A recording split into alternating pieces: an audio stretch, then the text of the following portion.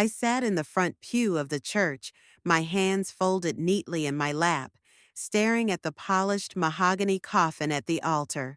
My mother was inside, a woman I had spent my entire life trying to impress, a woman who, in the end, had made it painfully clear that I was never enough. Tears pricked at the edges of my vision, but they weren't for grief. They were for closure, the kind I knew I'd never truly get.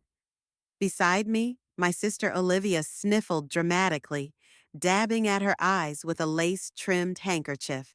She always had a way of making everything about her. Even now, as the priest finished his final blessing, Olivia let out a soft, pitiful sob and leaned against her husband, Connor, who wrapped a comforting arm around her. She looked perfect, as always. Her designer black dress hugged her figure just right, her blonde curls falling in elegant waves. Even at a funeral, she managed to be the center of attention. I swallowed the lump in my throat and glanced toward the second row, where my aunt and uncle sat stiffly, avoiding my gaze. The same went for the rest of the family. They all knew, I had prepared myself for what was coming. I had told myself I wouldn't care, but nothing could have prepared me for the lawyer's words after the service. "I'm sorry, Mandy," Mr. Holloway said, adjusting his glasses as he flipped through the pages of my mother's will. "Your parents left everything to Olivia." A cold numbness spread through me. "Everything?" I asked, my voice surprisingly steady. "Yes." He hesitated before adding, "Your parents believed you were independent enough and didn't need financial support. Olivia, being a stay-at-home mother, required the assistance more." My nails dug into the fabric of my dress. Olivia had 3 properties, a husband who made 6 figures, and luxury cars parked in her driveway. Yet I, who had worked my way through college, juggled 2 jobs, and never once asked my parents for help, had been deemed unworthy. "That's ridiculous," Aunt Marlene muttered under her breath, finally breaking the tense silence. But Olivia didn't look surprised. She simply let out a delicate sigh, as if this was just another unfortunate burden she had to bear. "I mean, it does make sense," she murmured, placing a hand over mine as if she were offering comfort. "You've always been so independent, Mandy. Mom and Dad just wanted to help me. That's all." I pulled my hand away. "You knew, didn't you?" I asked, my voice barely above a whisper. She bit her lip. They, they may have mentioned something before. And there it was, the truth. I wanted to scream, to rage, to demand how, even after death, my parents still found a way to remind me that I wasn't good enough. But years of being the overlooked daughter had taught me one thing: anger wouldn't change anything. So instead, I smiled. Because if they thought I was independent before, they had no idea what I was capable of now. I turned to the lawyer. "Thank you for your time," I said smoothly, standing up and gathering my purse. "But I won't be contesting the will." Olivia's brow furrowed. "Wait, you're not mad?" I gave her a long, measured look before tilting my head. "Oh, Liv," I murmured, stepping closer so only she could hear. "I don't need their money." Her shoulders sagged in relief, mistaking my words for surrender. I turned on my heel and walked out of that office with my head held high. What Olivia didn't know, what nobody knew, was that I had already prepared my own final gift for our dear parents, and it would be unforgettable. I wasn't always invisible to my parents. At least, I don't think I was. There must have been a time, maybe when I was a toddler clutching at my mother's skirt or babbling nonsense to my father, when they saw me, when they really saw me. But as I grew older, the difference between me and Olivia became impossible to ignore. She was the golden child, the cherished daughter who could do no wrong. And me? I was the afterthought. It started small. When Olivia won her first dance recital at age 6, my parents threw a party complete with a cake shaped like ballet slippers. When I placed first in a spelling bee that same year, my mother patted my head and told me to keep up the good work. When Olivia turned 16, she got a brand new car wrapped in a big red bow.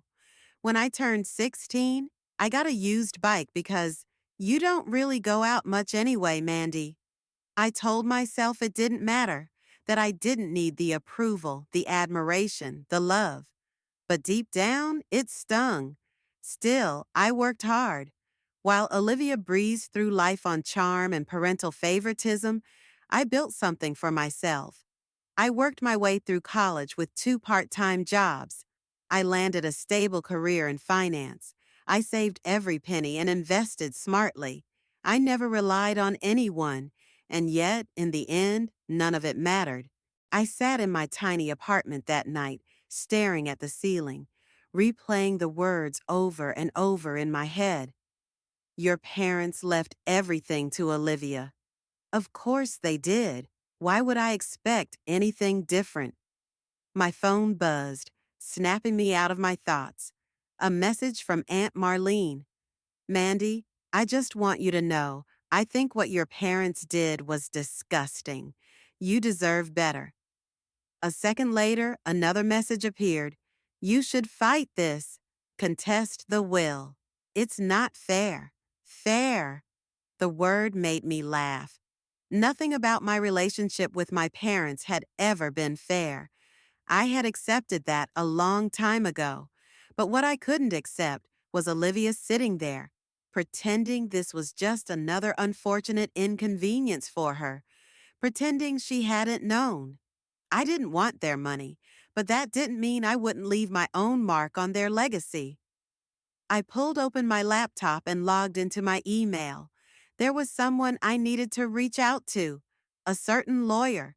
A week later, I stood in front of my parents' house. No, Olivia's house now. It still smelled the same. Freshly cut grass, the lingering scent of my mother's lavender perfume embedded in the walls. But it wasn't home anymore. It hadn't been for a long time. Olivia answered the door, her face lighting up with feigned surprise. Mandy, I wasn't expecting you. No, of course she wasn't. I need to pick up some things, I said simply. Mom had some personal letters and keepsakes I'd like to have. Olivia hesitated but then stepped aside, waving me in. Of course, take whatever you need. I walked through the house slowly, memories pressing against me with every step. The living room where I had watched my parents shower Olivia with praise. The dining table where I had once sat in silence while they gushed over her latest accomplishments. I headed toward my father's old study. This was what I had come for. I pulled open the desk drawer, fingers grazing over old documents, notebooks, and letters. And then I found it, the original copy of my parents' will.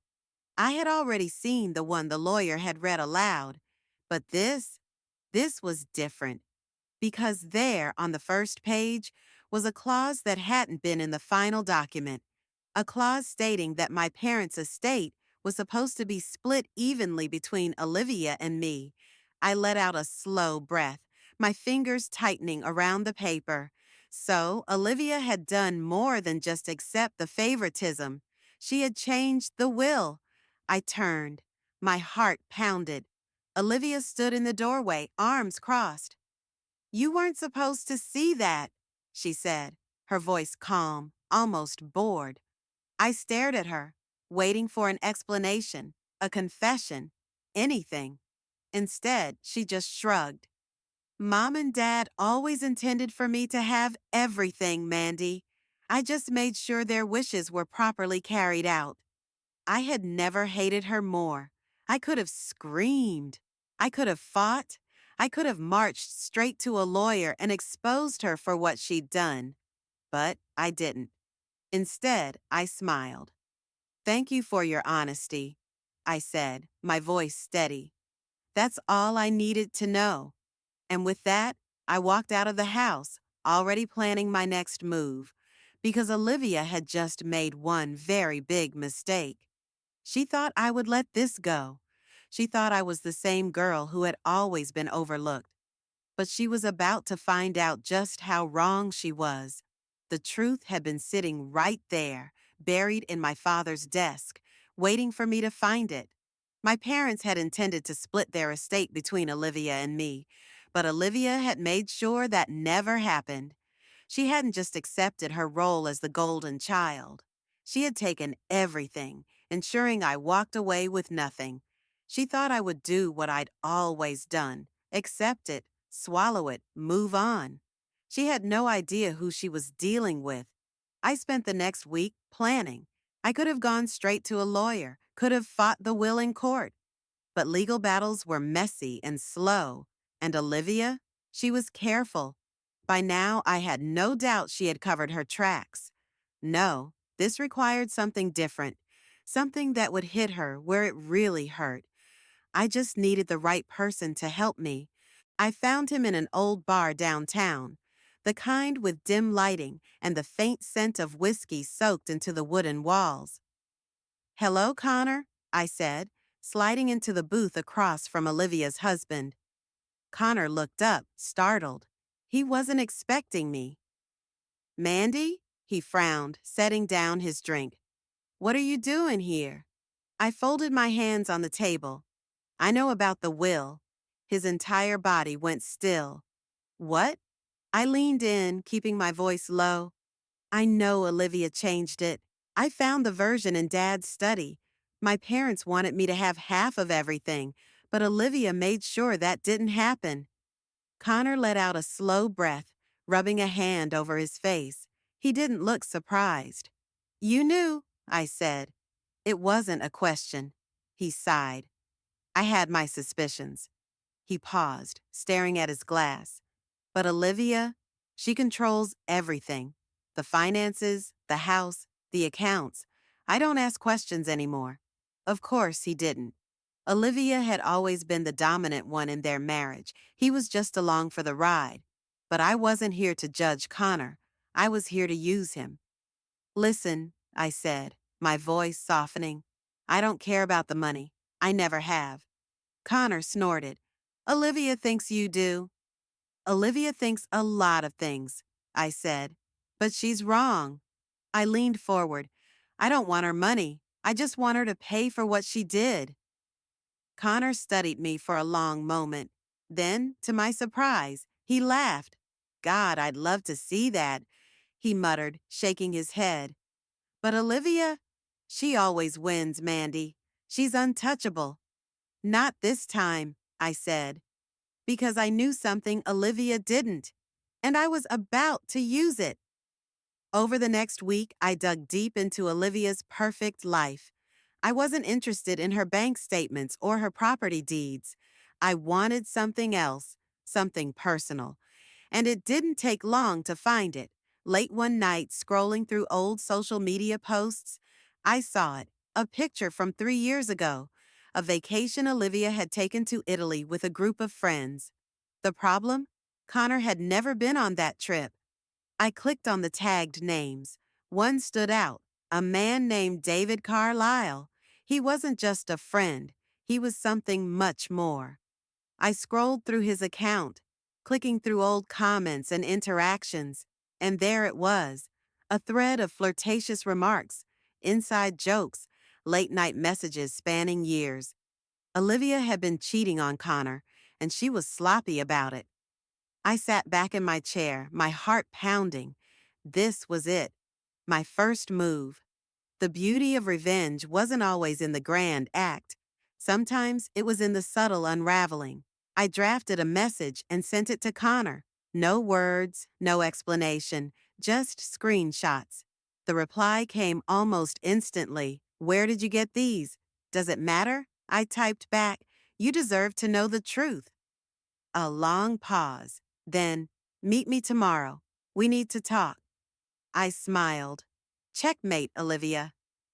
The next evening, I met Connor at a quiet cafe on the edge of town.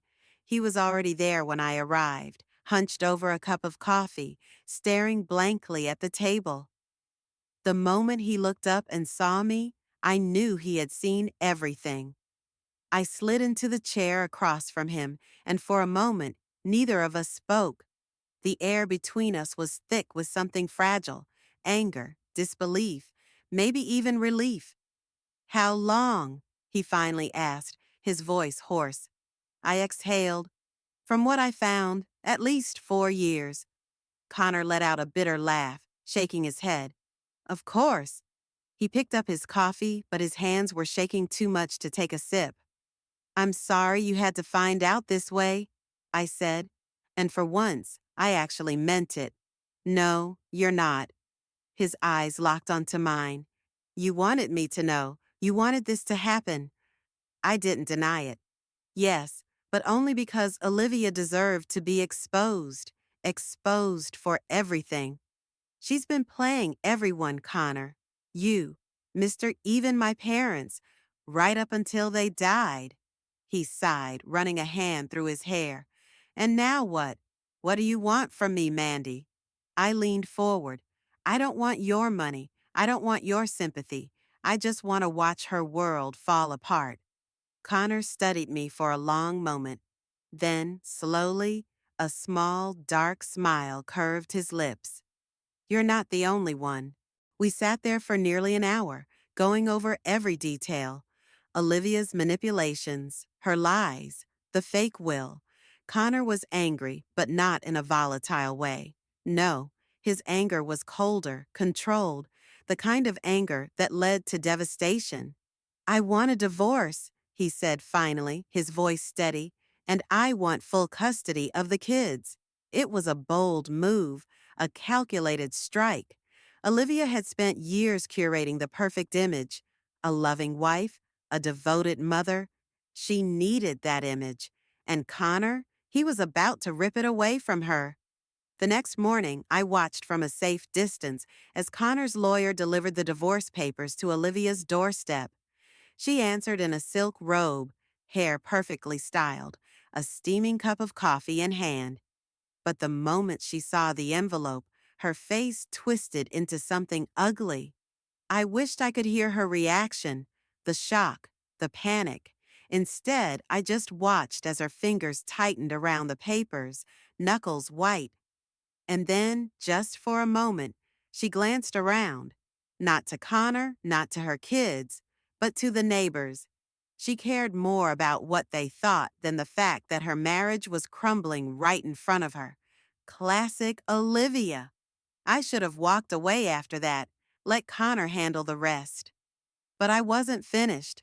Olivia still thought she could control the narrative, that she could manipulate her way out of this the way she always had.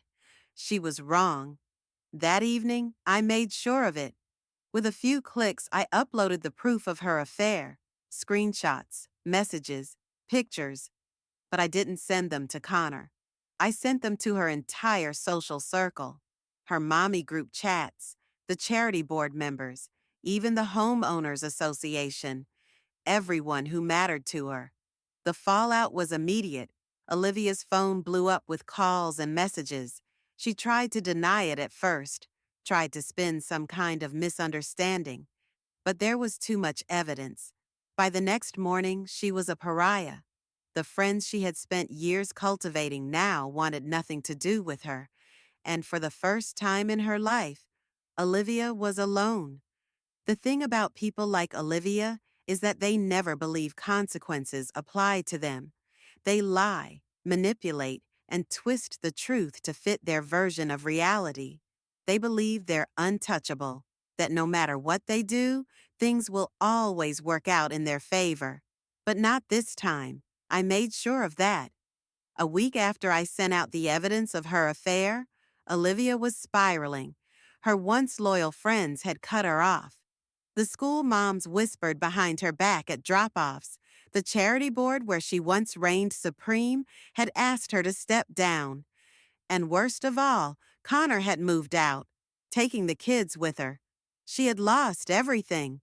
But Olivia wasn't the kind of person to go down quietly. No, She still had one last move to play.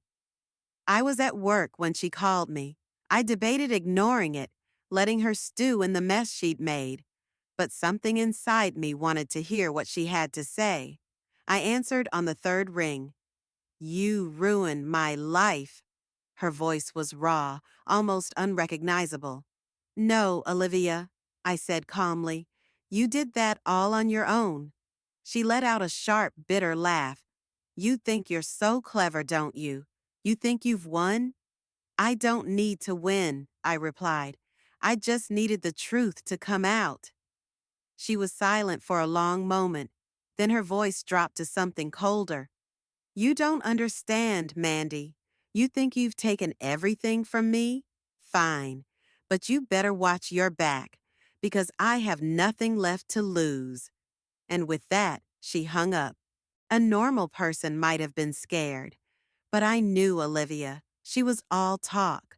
Still, I wasn't about to let my guard down. Not yet, because Olivia might have lost her reputation, her marriage, and her perfect image. But there was still one thing left. The house. I didn't need the money, but I did need to finish what I started. So I called Connor. Do you still have the original will? I asked. Yeah, he said, confusion in his voice. Why? I smiled. Because it's time to fix what Olivia broke. It took a few more weeks, but eventually, my lawyer filed the case. Olivia had fraudulently altered legal documents, a serious crime. There was more than enough proof, and with Connor's statement, she didn't stand a chance. The court ruled in my favor. My parents' original wishes were reinstated, which meant half of everything, including the house, now belonged to me. I'll never forget the look on Olivia's face when the sheriff showed up with the eviction notice. You can't do this, she screamed, her voice shrill with rage. This is my house. Not anymore, I said, standing in the doorway. You took everything from me, Olivia, and now I'm just taking back what was mine. She was shaking, her hands clenched into fists. Where am I supposed to go? She whispered, eyes desperate. I tilted my head. I guess you'll have to be independent now. And then, with the sweetest smile I could muster, I handed her one last gift. An old used bicycle, the same kind my parents gave me for my 16th birthday. I walked back inside and shut the door, leaving her standing there alone. For the first time in her life, Olivia had no one to fall back on. And for the first time in my life, I was finally free. The house was quiet for the first time in years. I walked through its halls without feeling like an outsider. No more judgmental stares. No more whispered conversations about how different I was from Olivia. It was mine now, not just legally, but in every way that mattered. Yet, as I stood in the grand living room, surrounded by the expensive furniture and perfectly curated decor, I felt nothing. This place had never been a home to me. It had been a battleground, a symbol of everything I had been denied. And I knew what I had to do next. I put the house on the market the very next day. Not for profit, not for revenge, but because I wanted a clean slate. This house had been Olivia's kingdom, my parents' shrine to their perfect daughter, and I wanted no part of it. I watched from a distance as the for sale sign was hammered into the lawn, and for the first time in my life, I didn't feel like I was losing something. I felt like I was winning. Olivia, on the other hand, wasn't faring so well. I heard from mutual acquaintances that she was struggling. Connor had won full custody, and without him to bankroll her lifestyle, things unraveled fast. The last time I saw her, she was renting a cramped apartment on the outskirts of town, working a low-level job she despised. And for once, there was no safety net, no parents to bail her out, no adoring social circle to prop her up. She was finally living the kind of life she had always looked down on. But the funny thing, I didn't feel triumphant. I didn't feel guilty either. I just felt done. The money I received from my parents' estate, I donated most of it, not out of spite, but because I had built my life without their help, and I didn't need their wealth to define me. I kept enough to start over somewhere new, a different city, a different life, one where I wasn't Mandy the forgotten daughter, just Mandy. A week before I left town, Aunt Marlene invited me over for dinner. She had been the only relative who truly stood by me throughout everything. As we sat at the table, she reached for my hand. You know, she said, smiling softly, your parents were wrong about you. I raised an eyebrow. Oh? They always thought you were the one who didn't need them, that you were too strong, too independent. But the truth is, they needed you. I frowned. What do you mean? She sighed. They built their entire world around Olivia because she needed to be propped up. She needed their validation, their money, their constant approval. But you thrived despite them, and that scared them. The words settled deep inside me. Maybe she was right. Maybe my parents had never ignored me because I wasn't good enough. Maybe they ignored me because they knew I didn't need them the way Olivia did. And for the first time, that thought didn't hurt. That night, as I packed the last of my things, I took one last look around my old room. The girl who used to live here, the one who spent years trying to prove she was worthy, was gone. In her place was a woman who had nothing left to prove. I picked up my bags, walked out the door, and never looked back. Because my past didn't define me, my future did.